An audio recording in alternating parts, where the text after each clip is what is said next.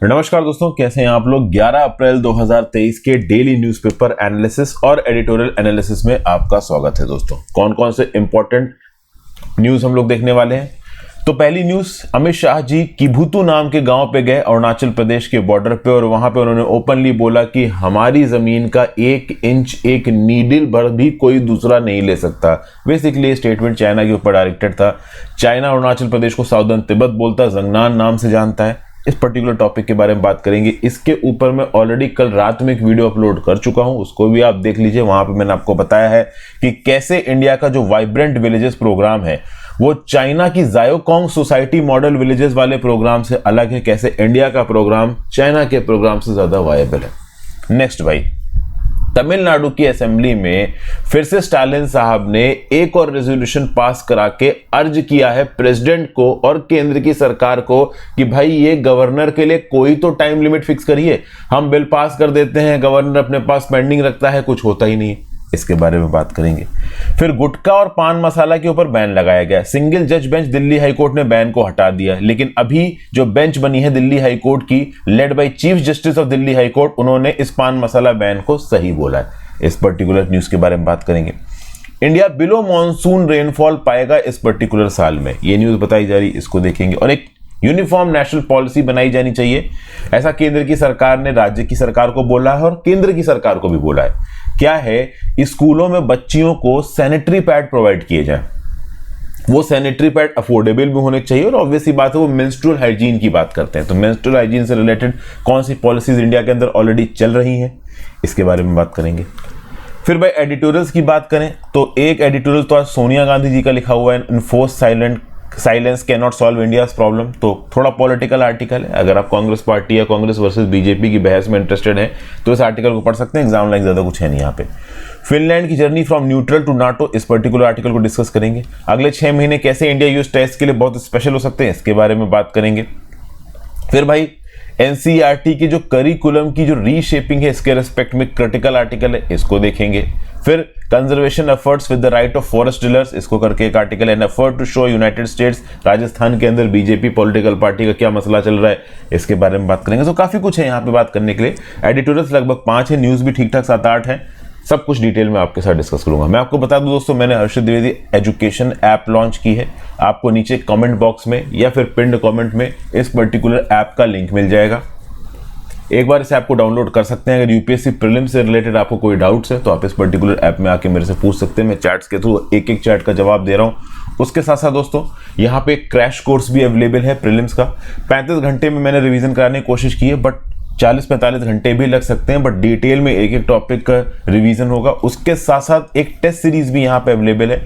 उस test series में 310 test हैं, जिसमें से 23 फुल लेंथ टेस्ट हैं, सब्जेक्ट वाइज टेस्ट हैं, एनसीईआरटी बेस्ड टेस्ट है, current affairs month wise test हैं, और जो प्रीवियस यूपीएससी प्रीलिम्स के पेपर आए हैं उनका भी डिटेल्ड सॉल्यूशन दिया हुआ है टेस्ट के फॉर्मेट में।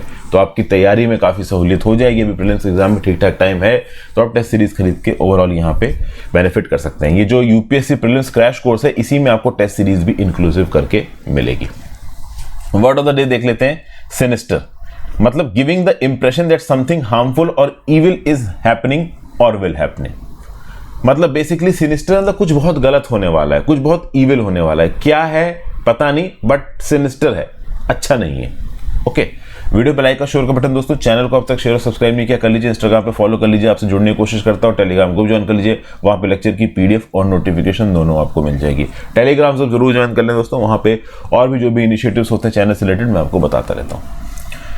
India's borders are safe, can't be violated, Amit Shah. GS paper 3 security challenges in border areas में न्यूज आपको काम आएगी। तो अमित शाह जी अरुणाचल प्रदेश में पहुंचे, और अरुणाचल प्रदेश में पहुंच के उन्होंने ये बोला है कि भारतीय टेरिटरी का 1 इंच भी कोई और नहीं ले सकता। इन्होंने चाइना का नाम नहीं लिया है, बट ऑब्वियस है अरुणाचल प्रदेश के ऊपर क्लेम कौन करता है, चाइना करता है, तो चाइना की ही बात कर रहे हैं। फिर विलेज डेवलपमेंट प्रोग्राम को यहाँ पे लॉन्च किया है अमित शाह जी ने।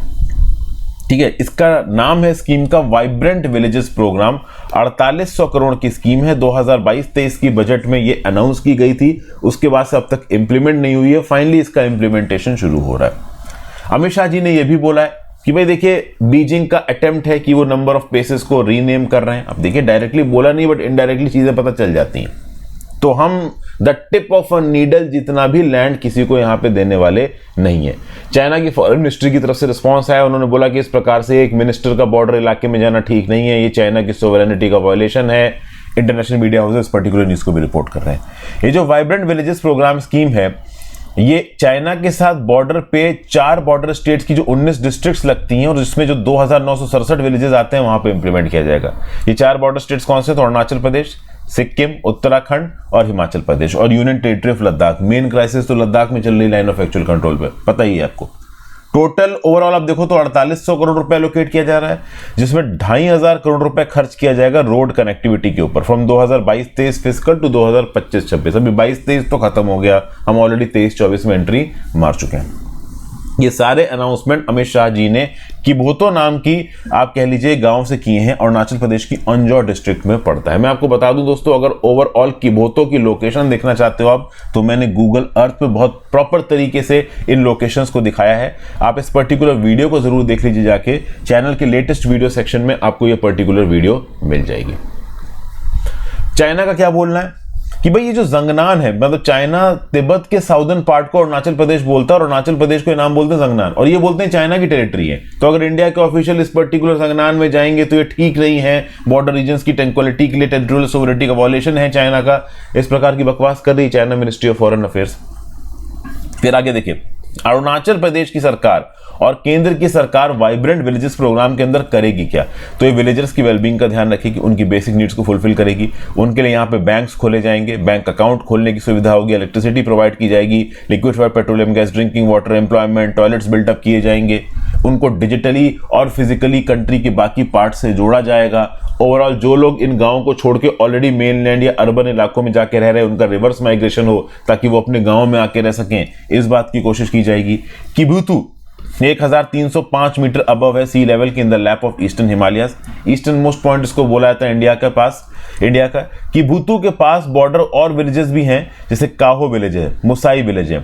तो ये आपको काहो विलेज नजर आ रहा है, ये नीचे मुसाई, ये इधर किबुतु, ये बहुत ज्यादा पास है लाइन ऑफ एक्चुअल कंट्रोल पे। यहाँ पे ना के बराबर आबादी बची है लोगों की, बट इस आबादी को यहाँ पे वापस लाने की कोशिश की जा रही है, फिर से इन इलाकों को रीपॉपुलेट करने की कोशिश की जा रही है। अगर आप देखो तो ये जो किबुतु नाम की जगह, यहाँ पे इंटेंस फाइटिंग हुई थी इंडियन और चाइनीज फोर्सेस में 1962 की जंग में। एक समय पे तो चाइनीज फोर्सेस ने इस पर्टिकुलर किबुतु नाम के गांव को कब्जा लिया था, लेकिन बाद में वो छोड़ के चले गए थे।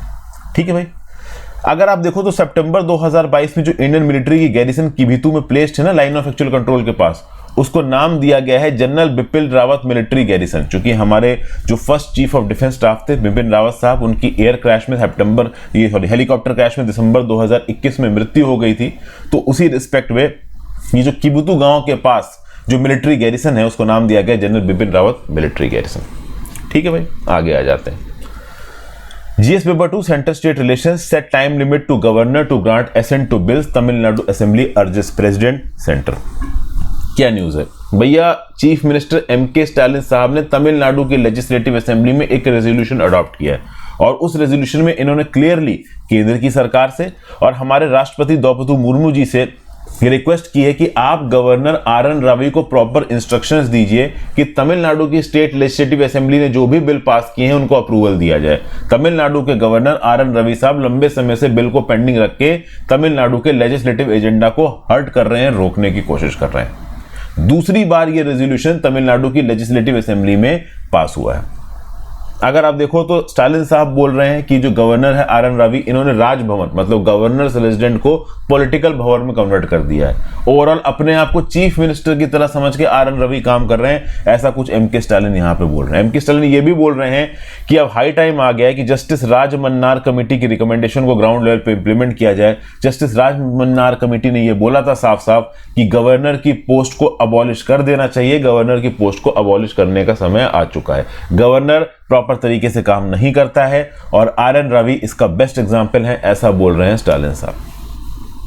ठीक है, तो ये सब बातें हैं।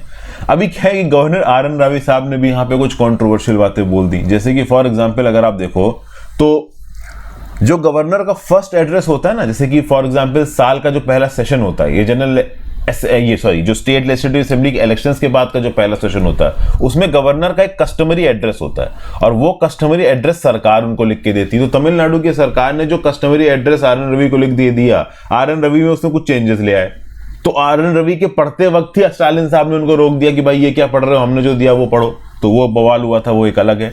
फिर पिछले ही हफ्ते 7 अप्रैल को गवर्नर आर एन रवि ने ये बोल दिया कि भैया असेंबली द्वारा पास्ड बिल पे अगर गवर्नर एसेंट नहीं देता है तो बिल डेड हो जाता है। यहां पे स्टालिन साहब बोल रहे हैं कि अगर गवर्नर को कुछ प्रॉब्लम है तो वो पर्टिकुलर बिल को वापस कर सकता है, हम फिर से उसको पास करके भेजेंगे और उसको एसेंट देनी है। सीधे सीधे डेड कर देना गवर्नर के लिए ज्यादातर सर्कमस्टांसेस में सही नहीं है। तो अभी के लिए जो रेजोल्यूशन पास कराया गया है ना तमिलनाडु की लेजिस्लेटिव असेंबली में, इस रेजोल्यूशन को 3/4 मेंबर्स लेजिस्लेटिव असेंबली के सपोर्ट करें, ये बहुत जरूरी है as per rule 287 of the assembly rules. 146 members हैं तमिलनाडु की लेजिस्लेटिव असेंबली में, 144 ने इस पर्टिकुलर रेजोल्यूशन के फेवर में वोट किया है। ओवरऑल असेंबली के दरवाजे बंद कर लिए गए थे, प्रॉपर तरीके से वोटिंग डाली गई। 146 में से 144 लोगों ने यहां पे बोला है कि जो कुछ भी कर रहे हैं गवर्नर आर एन रवि वो गलत है, और प्रधानमंत्री मोदी, केंद्र की सरकार द्रौपदी मुर्मू जी को अर्ज किया है कि आर एन रवि को बोलो कि तुरंत जो भी बिल्स है तमिलनाडु की असेंबली द्वारा पास किए गए उनको एसेंट दीजिए, क्योंकि ये एसेंट ना देके आप बिल को पास कराने को रोक के तमिलनाडु के लोगों के इंटरेस्ट के अगेंस्ट काम कर रहे हैं। डेमोक्रेसी और सोवरेनिटी के प्रिंसिपल्स को आप टार्निश कर रहे हैं। फिर मिस्टर स्टालिन साहब ने केंद्र की सरकार और प्रेसिडेंट से यह भी बोला है कि आप एक स्पेसिफिक टाइम लिमिट डिवाइस करिए गवर्नर्स के लिए कि कितने समय पे उनको बिल के ऊपर एक्शन लेना है। हमने बिल पास कर दिया, गवर्नर के पास भेज दिया, गवर्नर उस बिल को लेके अपने पास बैठा हुआ है टिल एटर्निटी, ये यहाँ पे सही नहीं है।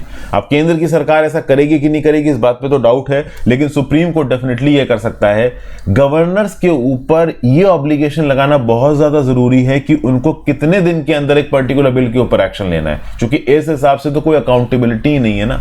अगर राज्य की सरकार कोई बिल पास कर रही है तो भाई उस राज्य की सरकार के पास अथॉरिटी है। एमके स्टालिन की सरकार को तमिलनाडु के लोगों ने चुना है। अब अगर एक लोगों द्वारा चुनी हुई सरकार प्रॉपर तरीके से यहां पे बिल पास नहीं कर पाएगी तो ऑब्वियस सी बात है आप लोगों की विल का वायलेशन कर रहे हो, जो कि सही नहीं है। Mandate of the people of Tamil Nadu के हिसाब से तमिलनाडु की लेजिस्लेटिव असेंबली को ताकत मिली है, उस हिसाब से वो बिल वगैरह कानून पास कर रहे हैं। अभी उस कानून को गवर्नर रोक देगा तो कैसे काम चलेगा। फिर next, GS paper 2 centre state relations, row over nomination of MCD member, supreme court asks how LG can act without aid and advice of the council of ministers. अब देखिए, पिछले साल काफी बवाल हुआ था overall municipal corporation of Delhi के members की वोटिंग को लेके। अभी क्या हुआ है, 10 अप्रैल को सुप्रीम कोर्ट ने ओरली ऑब्जर्व किया कि भाई दिल्ली के लेफ्टिनेंट गवर्नर का without aid and advice of the council of minister act करना, म्युनिसिपल कॉर्पोरेशन ऑफ दिल्ली के 10 मेंबर्स को नॉमिनेट करने के लिए ये कैसे किया जा सकता है। मतलब सुप्रीम कोर्ट ओरली बोल रहा है कि कैसे लेफ्टिनेंट गवर्नर ऑफ दिल्ली ने म्युनिसिपल कॉर्पोरेशन ऑफ दिल्ली के 10 मेंबर्स को नॉमिनेट कर लिया बिना एड एंड एडवाइस लिए, किसकी, दिल्ली की लेजिस्लेटिव असेंबली के मेंबर्स की। अब यहां पे समझने की कोशिश करते हैं। ओवरऑल लेफ्टिनेंट गवर्नर को रिप्रेजेंट कर रहे हैं additional solicitor general of India Sanjay Jain. ठीक है, संजय जैन साहब का ये बोलना है और basically lieutenant governor of Delhi का ये बोलना है कि भाई ये जो 10 मेंबर्स एलोकेट किए गए हैं म्युनिसिपल कॉर्पोरेशन ऑफ दिल्ली के, बिल्कुल सही तरीके से किए गए हैं। नो डाउट 2018 में सुप्रीम कोर्ट की कॉन्स्टिट्यूशन बेंच का जजमेंट आया था, लेकिन इस जजमेंट के बाद section 44 of the government of national capital territory act को अमेंड किया गया है। सेक्शन 44 की अगर आप बात करें तो देखिए क्या लिखा हुआ है।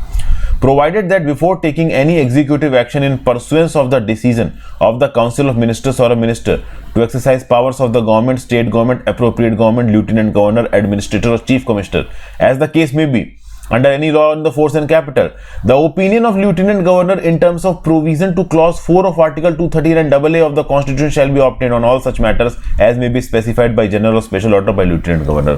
तो बेसिकली इस अमेंडमेंट में ये लिखा है कि राज्य की सरकार, राज्य के चीफ मिनिस्टर या काउंसिल ऑफ मिनिस्टर, दिल्ली की बात हो रही है, अगर ये कोई डिसीजन लेते हैं तो उस डिसीजन को लेने से पहले उनको लेफ्टिनेंट गवर्नर के साथ बातचीत करनी है। बट यहां मुद्दा यह है कि म्युनिसिपल कॉर्पोरेशन ऑफ दिल्ली के 10 मेंबर्स को नॉमिनेट कर लिया गया और council of ministers Delhi legislative assembly से कोई भी वार्तालाप नहीं हुआ। इनफैक्ट हद तो तब हो गई जब दिल्ली के म्युनिसिपल कॉर्पोरेशन के मेयर और डेप्यूटी मेयर के इलेक्शन होने थे। अब मेयर और डेप्यूटी मेयर के इलेक्शन जब होने थे तब आम आदमी पार्टी की जो सरकार थी दिल्ली के अंदर, वो ये बोल रही थी कि जो नॉमिनेटेड मेंबर्स हैं ये वोट नहीं डाल सकते, और लेफ्टिनेंट गवर्नर बोल रहा था कि ये वोट डाल सकते हैं। तो इस बात को लेके आम आदमी पार्टी उस समय पे सुप्रीम कोर्ट में चली गई थी, क्योंकि इलेक्शन डिफर हो रहे थे, 3 बार डिफर हो चुके थे। तो क्लियर कट सुप्रीम कोर्ट ने डायरेक्शन दिए हैं कि म्युनिसिपल कॉर्पोरेशन ऑफ दिल्ली में नॉमिनेटेड मेंबर्स वोट नहीं डाल सकते, और इसके लिए मैंने एक वीडियो भी बनाई थी। तब जाके तो मेयर और डिप्टी मेयर के इलेक्शन हुए, नहीं तो मेयर और डिप्टी मेयर के इलेक्शन ही 3 बार एक्सटेंड हो चुके थे, पोस्टपोन हो चुके थे दिल्ली के अंदर। ये तो सुप्रीम कोर्ट ने बोला कि नहीं भाई, नॉमिनेटेड मेंबर वोट नहीं डाल सकते। तो पहले नॉमिनेटेड मेंबर के अपॉइंटमेंट को लेकर बवाल चल रहा था, और फिर दिल्ली की म्युनिसिपल कॉर्पोरेशन के मेयर और डिप्टी मेयर के इलेक्शन में भी एलजी ने बोल दिया कि ये नॉमिनेटेड मेंबर्स वोट डालेंगे। ये तो कहा सुप्रीम कोर्ट ने इंटरवीन किया और बोला कि वोट नहीं डालेंगे। तो बेसिकली इस समय पे सुप्रीम कोर्ट में एक प्लिया पहुंची है कि जो 10 लोगों का नॉमिनेशन हुआ है ना बाय द लेफ्टिनेंट गवर्नर, इसको रद्द करिए, और overall municipal corporation of Delhi के अंदर जो नॉमिनेटेड मेंबर्स है ना, उनको section 3 clause 3B1 of the Delhi municipal corporation act के अंदर नॉमिनेट करवाइए with the aid and advice of the council of ministers. मतलब आपकी सरकार का, अरविंद केजरीवाल की सरकार का यह बोलना है सुप्रीम कोर्ट में जाके कि लेफ्टिनेंट गवर्नर ने जो अभी 10 मेंबर्स अपॉइंट कर रखे, नॉमिनेट कर रखे, इनका नॉमिनेशन कैंसिल करिए और नए सिरे से नॉमिनेशन करिए, और नए सिरे के नॉमिनेशन में दिल्ली की सरकार की लेजिस्लेटिव असेंबली का रिकमेंडेशन भी लगेगा। मतलब काउंसिल ऑफ मिनिस्टर्स जो है आपके दिल्ली की लेजिस्लेटिव असेंबली में, उनका रिकमेंडेशन लगेगा। ठीक है, तो ये बातें ओवरऑल यहां पे बोली जा रही। तो बेसिकली लड़ाई है यहां पे constitutional interpretation of article 239AA को लेके। अरविंद केजरीवाल जी की जो दिल्ली सरकार, उसके बिहाफ पे सीनियर एडवोकेट AM सिंघवी साहब सुप्रीम कोर्ट में बोल रहे हैं कि आर्टिकल 239AA का इंटरप्रिटेशन गलत तरीके से हुआ है। इस इंटरप्रिटेशन को सुप्रीम कोर्ट ने 2018 में बिल्कुल क्लियर किया था, लेकिन उसके बाद वॉयलेशन करके GNC-TD एक्ट पास करके केंद्र की सरकार ने छेड़छाड़ करने की कोशिश की। लेफ्टिनेंट गवर्नर को सरकार का दर्जा दे दिया, जबकि लेफ्टिनेंट गवर्नर एक नॉमिनेटेड पोस्ट है। Overall actual representative chief minister होता है, जिसको लोग चुन के बैठाते हैं कुर्सी के ऊपर। तो ये प्रॉब्लम यहां पे चल रही है। जो 10 नॉमिनेटेड मेंबर्स हैं म्युनिसिपल कॉर्पोरेशन ऑफ दिल्ली के, उनकी पोस्ट की आप कह लो वैलिडिटी को लेके ये पूरी की पूरी बहस यहां पे चालू है। ठीक है भाई, आई होप टॉपिक आपको समझ में आ गया हो। Next, GS paper 2 judiciary, Delhi high court upholds gutkha and pan masala ban, set aside single जज ऑर्डर। भाई देखिए, food safety commissioner on manufacture, storage and sale of gutkha. देखिए, फूड सेफ्टी कमिश्नर ने एक बैन इंपोज किया था स्टोरेज एंड सेल ऑफ गुटखा, पान मसाला, फ्लेवर्ड टबैको, और इसके मैन्युफैक्चर के ऊपर भी एक आप कह लो रिस्ट्रिक्शन लगाई गई थी, बैन लगाया गया था। अब हुआ ये कि 27 सितंबर 2022 को दिल्ली हाई कोर्ट की सिंगल जज बेंच ने बोला कि भाई ये जो बैन लगाया है ना फूड सेफ्टी कमिश्नर ने गुटखा पान मसाला के स्टोरेज और सेल पे लेके, ये बैन गलत है, हम इस बैन को हटाते हैं। हुआ ये था कि जो पेटिशनर्स थे, ये जो गुटखा कंपनी वाले थे, ये पहुंच गए एक जज साहब के पास दिल्ली हाई कोर्ट में। इन्होंने जाके बोला कि सर हमारे फंडामेंटल राइट्स का हनन हो रहा है, food safety and standard act के अंदर हमने सारे कॉम्प्लायंसेस को फुलफिल किया है, उसके बावजूद भी अगर हमारे गुटखा प्रोडक्ट को मार्केट में नहीं बिकने दिया जाएगा तो कंपनियों का फंडामेंटल राइट का वायलेशन है। और दिल्ली हाई कोर्ट के जज साहब ने अलाउ भी कर दिया। लेकिन फिर मैटर पहुंचा दिल्ली हाई कोर्ट की एक बड़ी बेंच के पास, जिसको लीड कर रहे थे दिल्ली हाई कोर्ट के चीफ जस्टिस सतीश चंद्र शर्मा साहब। समझिए, food security commissioner is a member of the government, इसने गुटखा के ऊपर बैन लगाया। गुटखा कंपनी पहुंच गई दिल्ली हाई कोर्ट की सिंगल जज बेंच के पास, उसने बैन को हटा दिया। उसके बाद केंद्र की सरकार, राज्य की सरकार फिर से गई दिल्ली हाई कोर्ट की एक बड़ी बेंच के पास, और इस बड़ी बेंच ने led by chief justice of Delhi high court Satish Chandra Sharma, single जज बेंच का जो डिसीजन था 27 दिसंबर 2022 का, इसको हटा दिया और बोला कि गुटखा के ऊपर जो बैन लगाया गया है वो बैन सही है।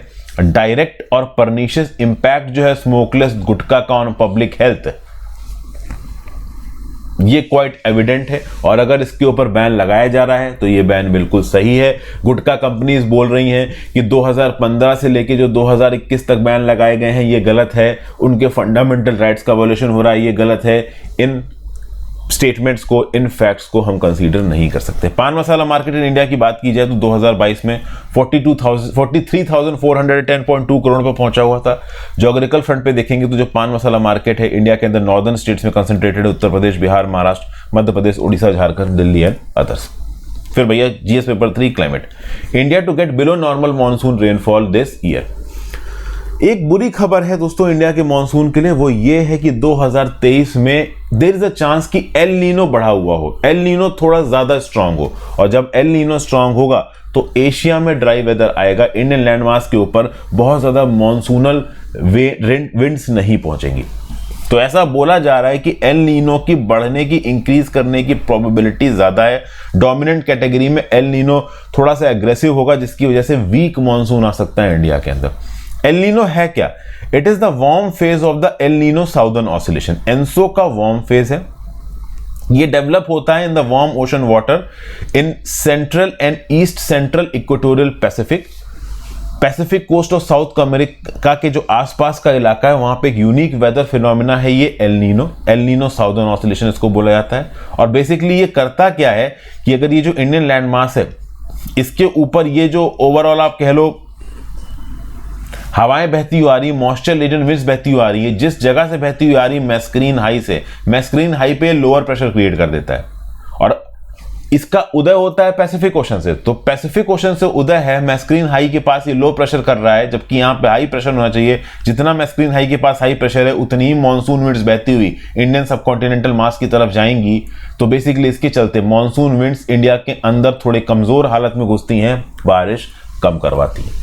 तो मॉनसून रेन्स इंडिया में एक्सपेक्टेड है इस सीजन में लॉन्ग टर्म एवरेज का 94%। देखिए, एवरेज और नॉर्मल रेनफॉल कब बोला जाता है? जो हमारे 50 साल का पिछले का एवरेज है 88 सेंटीमीटर का बारिश का। जी हाँ, जो 4 महीने का सीजन होता है मॉनसून का, जून जुलाई अगस्त सितंबर, इसमें ओवरऑल पिछले 50 साल का जो बारिश का एवरेज है वो है 88 सेंटीमीटर 35 इंच।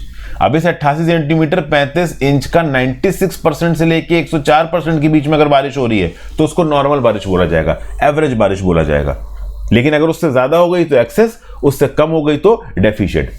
इस बार डेफिशिएंट सुनने में आ रही है, चूंकि लॉन्ग टर्म एवरेज की 94% लगभग बारिश होगी। ठीक है भाई, जून से सितंबर वाली ये जो रेन है ये बहुत ज्यादा इंपॉर्टेंट होती है इंडिया के लिए, जो कि चावल, मक्का, आप कह लो कपास, सोयाबीन, केन, ये बहुत सारी चीजों को उगाने के लिए इस बारिश पे डिपेंडेंट है हमारे फार्मर्स। तो नॉर्दर्न और central part of the country rain deficit को एक्सपोज्ड हो सकते हैं। पंजाब, हरियाणा, राजस्थान और उत्तर प्रदेश की जो बेल्ट है, जिसको आप बोलते हो agricultural bowl of north India, हो सकता है यहां पे second half of the monsoon season में नॉर्मल से थोड़ी कम बारिश हो। अनसीजनल रेनफॉल और हेलस्टॉर्म्स वैसे भी कभी कभी विंटर प्लांटेड क्रॉप्स को डिस्ट्रॉय कर देते हैं इंडिया के नॉर्दर्न, सेंट्रल और वेस्टर्न प्लेन में, उसमें भी बारिश का कम होना एग्रीकल्चर सेक्टर के लिए एक अच्छी न्यूज़ नहीं है। यहाँ पे हमारा जो इंडियन मेट्रोलॉजिकल डिपार्टमेंट है, इसका एस्टिमेशन बहुत काम आने वाला है। ओवरऑल कितनी बारिश किस क्वांटम में कहाँ किस समय पे आएगी, अगर ये एडवांस इंफॉर्मेशन एफिशिएंट तरीके से फार्मर्स को दे दी जाए तो फार्मर्स कम से कम अपने लॉसेस को और अपने एग्रीकल्चरल साइकिल को थोड़ा बहुत तो रेशनलाइज कर ही सकते हैं। ठीक है भाई, फिर बात करते हैं। Supreme court asked centre to frame uniform national policy to provide sanitary pad for girls in schools in India. क्या बोला जा रहा है यहाँ पे? GS paper 1 issues related to girls students में ये पर्टिकुलर न्यूज आपको काम आएगी।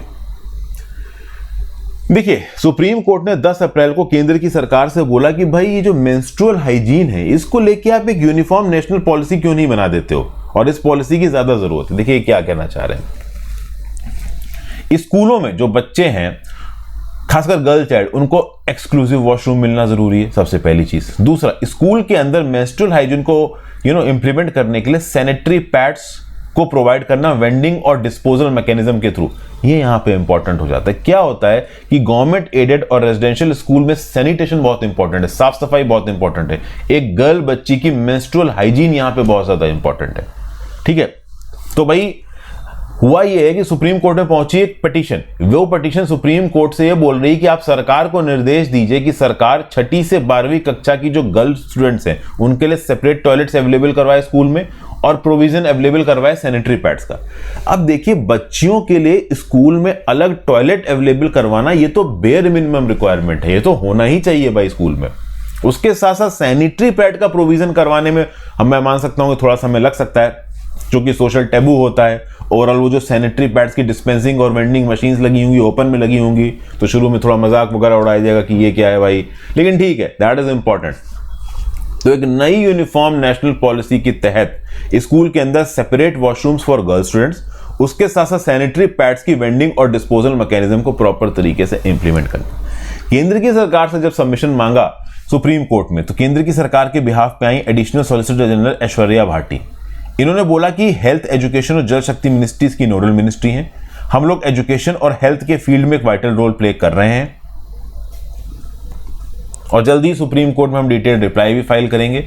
सुप्रीम कोर्ट ने राज्यों को और केंद्र शासित प्रदेशों की सरकारों को भी 4 हफ्ते दिए हैं कि वो यूनियन हेल्थ सेक्रेटरी को मेंस्ट्रुअल हाइजीन प्लान और प्रोग्राम को रिलीज सबमिट करें। तो जो भी अलग अलग राज्य ग्राउंड लेवल पे मेंस्ट्रुअल हाइजीन को लेके जो भी प्रोग्राम वगैरह बना रहे हैं, उन प्रोग्रामों की रिपोर्ट आप यूनियन हेल्थ सेक्रेटरी को दीजिए। यूनियन हेल्थ सेक्रेटरी अपने प्रोग्राम के साथ उनको सिंक्रोनाइज करेगा। ओवरऑल इस बात के ऊपर बातचीत की जाएगी कि क्या गर्ल टॉयलेट स्कूल में लगाए जा सकते हैं, क्या low cost sanitary pads school में अवेलेबल करवाए जा सकते हैं through a proper vending and disposal mechanism in primary, secondary and higher secondary school. तो इसके ऊपर एक डिटेल बातचीत हो रही है। अब जब मेंस्ट्रुअल हाइजीन की बात हो रही है तो एक इंपॉर्टेंट पॉइंट ये है कि क्या इंडिया के अंदर कोई स्कीम है इसको लेकर? तो जी हाँ, scheme for promotion of menstrual hygiene. Ministry of health and family welfare implement करती है scheme for promotion of menstrual hygiene among adolescent girls जो कि 10 से 19 साल की हैं। ये स्कीम इंडिया के अंदर 2011 से चलाई जा रही है, ठीक है ना। तो आज से नहीं, scheme for promotion for menstrual hygiene India के अंदर 2011 से चल रही है। नेशनल हेल्थ मिशन द्वारा इसको सपोर्ट किया जाता है। State program implementation program route द्वारा इसको इंप्लीमेंट किया जाता है, ठीक है भाई। ऑब्जेक्टिव क्या है? Increase awareness among adolescent girls on menstrual hygiene, increase access to an use of high quality sanitary napkins और ensure safe disposal of sanitary napkins in a environment friendly manner, ठीक है। ओवरऑल जो sanitary napkins का packet है वो adolescent girls को provide किया जाना चाहिए आशा एक्टिविस्ट के द्वारा 6 रुपए प्रति पैक के सब्सिडाइज्ड रेट पे। तो सस्ते में भी चीजें यहां पहुंच जाएंगी और ओवरऑल जो हमारा सोशल ऑब्जेक्टिव है वो भी यहां पे पूरा हो जाएगा। इसके साथ साथ मिनिस्ट्री ऑफ ड्रिंकिंग वाटर और सैनिटेशन ने स्वच्छ भारत अभियान के अंदर डेवलप की है नेशनल गाइडलाइंस और menstrual hygiene management for creating awareness on menstrual hygiene management in rural part of the country. तो ministry of drinking water and sanitation ने स्वच्छ भारत अभियान के अंदर national guideline for menstrual hygiene management release की हैं ताकि rural इलाकों में मेंस्ट्रुअल हाइजीन से रिलेटेड अवेयरनेस को बढ़ाया जा सके। This is a very very important point. अपने नोट्स में इसको इनकॉर्पोरेट कर लीजिए, मेंस में या ऐसे में ये लिखने में बहुत काम आएगा, ठीक है भाई। फिर डिपार्टमेंट ऑफ फार्मास्यूटिकल्स आता है ministry of chemicals and fertiliser के अंदर। प्रधानमंत्री भारतीय जन औषधि परियोजना स्कीम ये इंप्लीमेंट कर रहे हैं। तो बेसिकली इस पर्टिकुलर स्कीम के अंदर 8700 जन औषधि केंद्र के अंदर ऑक्सो बायोडिग्रेडेबल सैनिटरी नैपकिन 1 रुपए प्रति पैड पे भी अवेलेबल है, ठीक है। चलिए आ जाते हैं भाई अब एडिटोरियल डिस्कशन के ऊपर, ठीक है। करंट अफेयर्स का डिस्कशन खत्म हो चुका है। पहला आर्टिकल सोनिया गांधी जी वाला आर्टिकल था तो वो हमारे लिए इतना इंपॉर्टेंट है नहीं। सेकंड पे आ जाते हैं, Finland journey from neutral to NATO. Tatiana बेलुसुआ ने इस आर्टिकल को लिखा है, असिस्टेंट प्रोफेसर है Jindal school of international affairs Sonipat Haryana में। क्या बात कर रही हैं? 4 अप्रैल 2023 को फिनलैंड ने नाटो ज्वाइन कर लिया, 31वां मेंबर बन गया नाटो का। तो अब नाटो की सिक्योरिटी गारंटी फिनलैंड में एक्सटेंड करती है और फिनलैंड का 1340 किलोमीटर का बॉर्डर है रशिया के साथ। तो अपने आप में नाटो ने इसको एक बड़ी विक्ट्री बताया। नाटो के सेक्रेटरी जनरल जेंस स्टॉल्टनबर्ग ने बोला कि फिनलैंड अब सेफ है और नाटो फिनलैंड के साथ और स्ट्रांग है। रशिया बोल रहा है कि हम काउंटर मेजर्स लेंगे, तुम हमारे सिक्योरिटी और नेशनल इंटरेस्ट को वायलेट कर रहे हो। नाटो के ऊपर ब्लेम कर रहा है Russia for aggravating the tensions.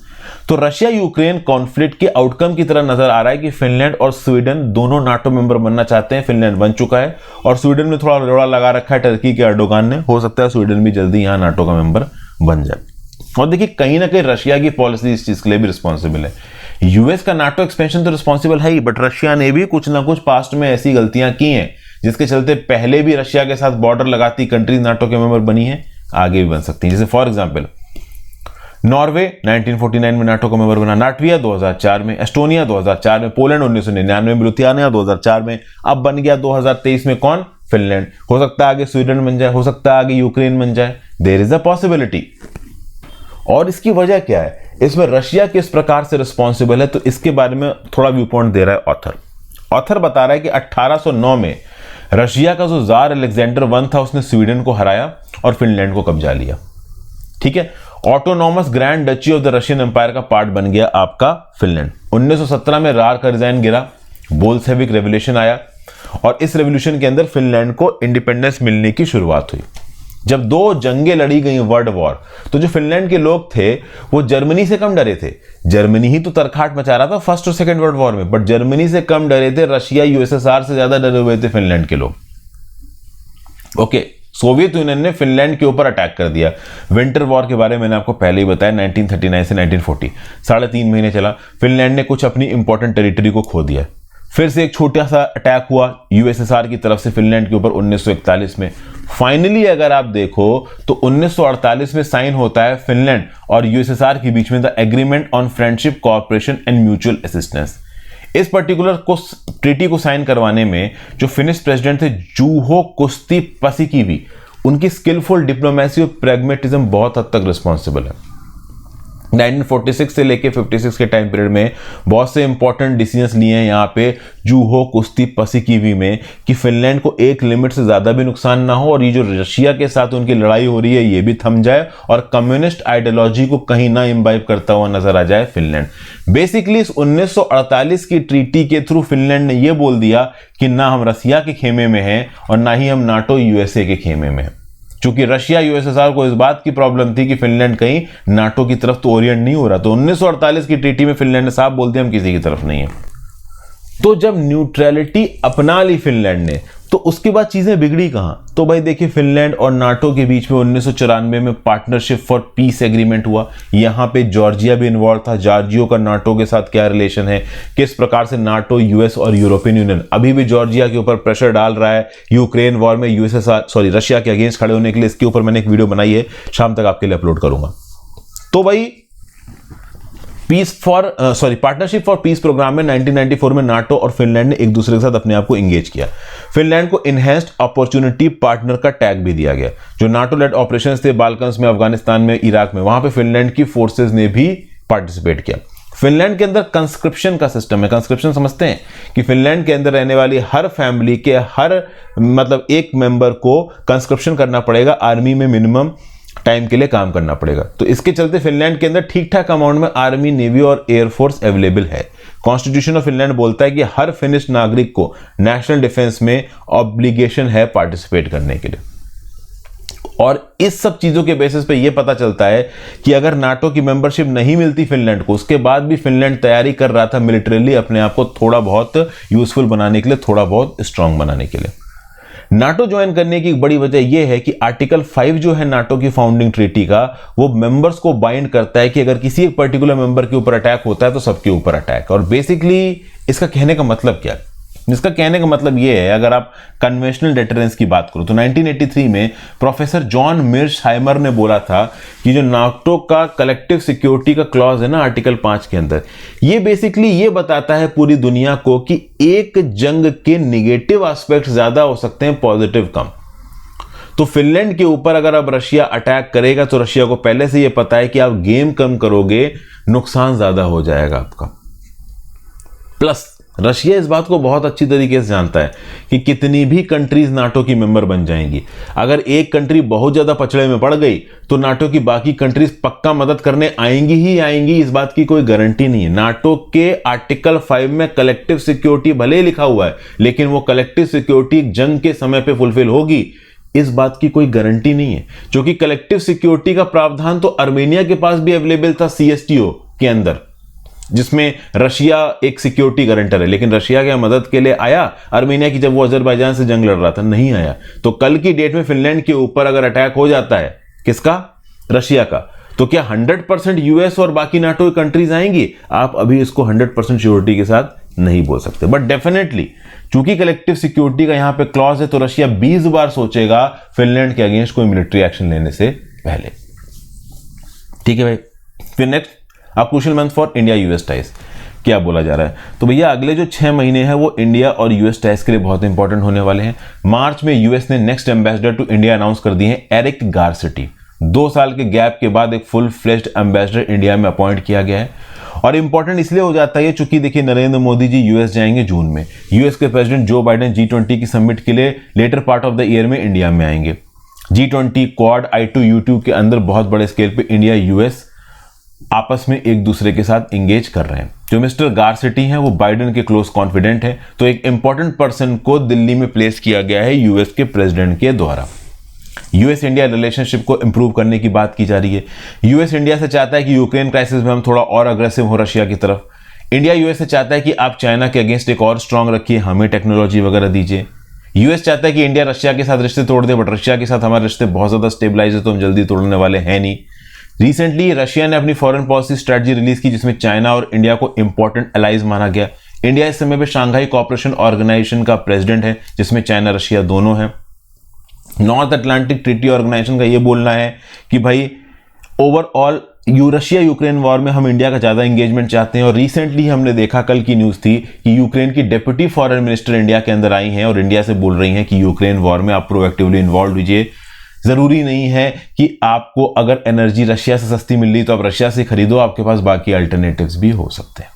फिर इंडिया यूएस की एंगेजमेंट के लिए अगर आप देखो तो India US initiative of critical and emerging technology launch किया गया 2022 में, जो कि एक्सपेंड करता है स्ट्रेटेजिक टेक्नोलॉजी पार्टनरशिप और defence industrial cooperation between government, business and academic institutions of the two countries. फिर अगर आप देखो तो जो इंडो पैसिफिक पार्टनरशिप है, this is aimed at promoting security and economic growth, trade investment बढ़ाना, इस पर्टिकुलर रीजन में कनेक्टिविटी को बढ़ाना, एक फ्री, ओपन और इंक्लूसिव इंडो पैसिफिक रीजन को इंश्योर करना, ये सब की ऑब्जेक्टिव्स हैं इंडो पैसिफिक के। अब इंडो पैसिफिक के इस की ऑब्जेक्टिव्स में इंडिया को चाइना रशिया से दूर होना, चाइना से दूर होना तक तो ठीक है, बट रशिया से दूर होना इंडिया के लिए इस समय पे थोड़ा भारी पड़ रहा है। एक जो पॉइंट है जहां पे यूएस और इंडिया कंसर्न शेयर करते हैं वो है चाइना का aggressive action in the South China Sea. Belt and road initiative के थ्रू चाइना पूरी दुनिया में अपनी इकोनॉमिक डोमिनेंस को स्थापित करने की कोशिश कर रहा है। तो यहां पे यूएस इंडिया दोनों मिलकर कोशिश कर सकते हैं कि चाइना की सप्लाई चेन्स को डाइवर्सिफाई किया जाए, चाइना से सप्लाई चेन्स निकाल के दूसरी कंट्रीज में प्लेस की जाए। और इंडिया एक बड़ा इंपॉर्टेंट कंज्यूमर मार्केट है, हमारी supply chain, low cost labour force, skilled labour force एक बड़ा इंसेंटिव हो सकती है बाहरी कंपनीज के लिए इंडिया के अंदर आके मैन्युफैक्चरिंग करना। यूएस सप्लाई चेन को हम इंडिया के अंदर इलोकेट कर सकते हैं, इंफ्रास्ट्रक्चर, लॉजिस्टिक्स और रेगुलेटरी सिस्टम इंडिया में इसी प्रकार से इवॉल्व किए जा सकते हैं। चाइना जितने इवॉल्व है नहीं, बट किए जरूर जा सकते हैं। इंडिया का एक लीगल और ब्यूरोक्रेटिक सिस्टम काफी कॉम्प्लेक्स है, इसको थोड़ा स्ट्रीमलाइन करने की जरूरत है। अब हम डेमोक्रेटिक कंट्री, चाइना जैसी कंट्रीज हुई ना है कि ओवरऑल ये काम नहीं कर रहा है, इसको गोली मार दो।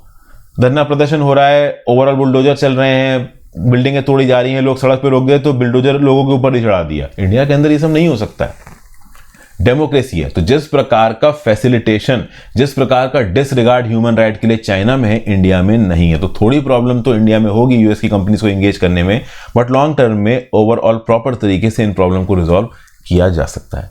इंडियन अमेरिकन को यूएस में जाके काफी फायदा हुआ है। यूएस के अंदर इस समय पे जो immigrant class one of the highest successful है, उसमें से इंडियन इमिग्रेंट क्लास काफी बड़ी है। यूएस ने इंडिया की मदद की थी ग्रीन रेवोल्यूशन में। आज की डेट में इंडिया शॉर्टेज इकोनॉमी से सरप्लस फूड की इकोनॉमी बन चुका है। यूएस ने इंडिया को आईटी सुपर पावर बनाने में काफी मदद की है। इंडियन ओरिजिन के बहुत सारे पर्सन इस समय पे यूएस के अंदर सिलिकॉन वैली में कंपनियां चला रहे हैं। क्लाइमेट चेंज के फील्ड में यूएस इंडिया एक दूसरे के साथ इंगेज कर रहे हैं। तो बस यही बताया जा रहा है कि अगले 6 महीने में इंडिया यूएस कौन कौन से टॉपिक्स में एक दूसरे के साथ इंगेज कर सकते हैं। फिर an effort to show united face. देखिए, राजस्थान के अंदर बीजेपी इस समय पर अपोजिशन में, तो बीजेपी के अंदर ओवरऑल वोट बैंक पॉलिटिक्स, देखिए राजस्थान के अंदर वोटों को जीतने के लिए वोट बैंक पॉलिटिक्स की जा रही है। तो चित्तौड़गढ़ के जो एमपी है सीपी जोशी, जो कि ब्राह्मण है, उनको राजस्थान की जो बीजेपी विंग है उसका प्रेसिडेंट बनाया गया। पहले प्रेसिडेंट जाट लीडर सतीश पूनिया थे, तो ब्राह्मण को प्रेसिडेंट बना के ब्राह्मण वोट खींचने की कोशिश कर रहे हैं। फिर जो मिस्टर पूनिया है, मिस्टर पूनिया को यहां पर बनाया गया है deputy leader of the opposition, तो इससे जाट वोट खींचने की कोशिश कर रहे हैं। और ओवरऑल जो राजपूत लीडर हैं, चूरू के एमएलए राजेंद्र राठौर, इनको लीडर ऑफ द अपोजिशन बनाया गया स्टेट लेजिस्लेटिव असेंबली में, तो राजपूतों का वोट खींचने की कोशिश कर रहे हैं। तो ब्राह्मण का, जाटों का, राजपूतों का वोट खींचने की कोशिश कर रही है राजस्थान बीजेपी। फिर वसुंधरा राजे जी के काफी क्लाउट है राजस्थान के अंदर, तो बीजेपी की सेंट्रल लीडरशिप कुछ इस प्रकार के साइंस पोर्ट्रे कर रही है कि चीफ मिनिस्टर वसुंधरा राजे नहीं बनेंगी, बट राजस्थान के अंदर कहीं ना कहीं एक बहुत बड़ा तबका है जो कि प्रो वसुंधरा राजे है। लेकिन वसुंधरा राजे जी को यहाँ पे इलेक्शन का फेज जरूर बनाया जा रहा है, क्योंकि राजस्थान के अंदर इलेक्शंस आने वाले हैं। वसुंधरा राजे जी के बारे में आपको बता दूं, बहुत ही स्ट्रांग फिगर, बहुत ही स्ट्रांग पर्सनालिटी, सेंट्रल लीडरशिप की बहुत ज्यादा सुनती नहीं है वो। उनका एक ये है कि मेरा जो मन करेगा मैं वो करूंगी, मैं सेंट्रल लीडरशिप के हिसाब से काम नहीं करूंगी। तो ऐसा बोलते हैं लोग कि मोदी जी और अमित शाह जी की बहुत ज़्यादा नहीं चुनती है वसुंधरा राजे, तो वसुंधरा राजे को चीफ मिनिस्टर बनाने में ये हो सकता है कि कल की डेट में सेंट्रल लीडरशिप की बात ही ना सुनी जाए, इसलिए वसुंधरा राजे को यहाँ पे फेस बनाया जा रहा है इलेक्शंस का। लीडरशिप की पोजीशन, चीफ मिनिस्टर की पोजीशन उनको ऑफर नहीं की जा रही, जबकि राजस्थान के अंदर एक बड़ा तबका जो चाहता है कि वसुंधरा राजे जी चीफ मिनिस्टीरियल कैंडिडेट हो। ठीक है भाई। फिर ओवरऑल यूनियन कैबिनेट में राजस्थान के एक शेड्यूल्ड रीजन को जोड़ने की बात की जा रही, ताकि राजस्थान के अंदर बीजेपी की इमेज पॉजिटिव हो, कल की डेट में लोग बीजेपी को वोट दें, राजस्थान में जिताएं। तो ये सब बातें बोली जा रही हैं। फिर next, right lessons, wider transparent consultations are needed in shaping the curriculum. देखिए रिसेंटली एनसीईआरटी की टेक्स्ट बुक को थोड़ा अमेंड किया गया। अब क्या है कि नए नॉलेज इकोसिस्टम में छेड़छाड़ कर रही है बीजेपी, ऐसा कुछ इल्जाम लगाया जा रहा है इस आर्टिकल में। जैसे कि एनसीईआरटी के सब्जेक्ट का रेशनलाइजेशन हुआ, और रेशनलाइजेशन में जो हिंदुत्व एक्सट्रीमिस्ट ने गांधी जी को नुकसान पहुंचाया था और ओवरऑल उनको गोली मारी थी और उनसे नफरत करते थे, इस पर्टिकुलर फैक्ट को डिलीट किया गया। राष्ट्रीय स्वयंसेवक संघ पे जो बैन लगा था, इस फैक्ट को डिलीट किया गया। मुगलों की हिस्ट्री से रिलेटेड चैप्टर्स को यहाँ पे डिलीट किया जा रहा है। 2002 के कम्युनल राइट्स इन गुजरात को यहाँ पे हटाया जा रहा है। नक्सलाइट मूवमेंट को पॉइंट आउट नहीं किया जा रहा है। इमरजेंसी को ठीक तरीके से नहीं दिखाया जा रहा है।